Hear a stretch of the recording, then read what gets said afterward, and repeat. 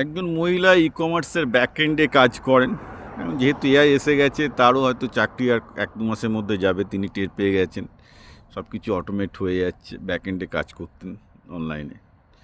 হাজব্যান্ডের transferable job বলে তাকে রিমোট তার অনলাইন জব করা চলছে। তিনি জিজ্ঞাসা করছেন যে স্যার আর একটা অনলাইন জব কী করে পাবো।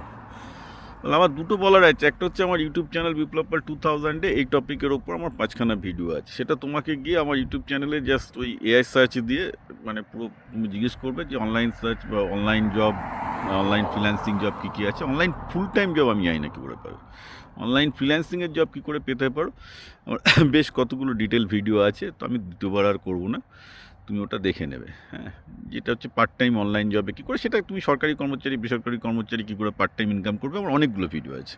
তো আমার ইউটিউব চ্যানেল বিপ্লব 2000, জাস্ট ওইটা দিয়ে সার্চ করলে ভিডিওগুলো পেয়ে যাবে, নট অ্যান ইস্যু। নাম্বার 1।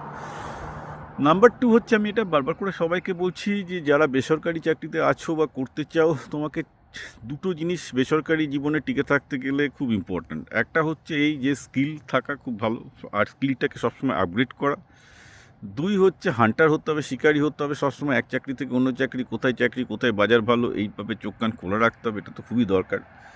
এবং যদি তুমি নিজের চাকরি নিজে খুঁজতে না পারো, যদি না জানো কীভাবে খুঁজতে হবে, তাহলে কিন্তু বেসরকারি চাকরিতে এসো না। বেসরকারি চাকরিতে সরকারি চাকরির থেকে 3-4 গুণ মায়না পাবে, ঠিক আছে, কিন্তু চাকরি যে কোনো সময় যেতে পারে এবং তোমাকে খুঁজতে হবে, right? So you should be very careful.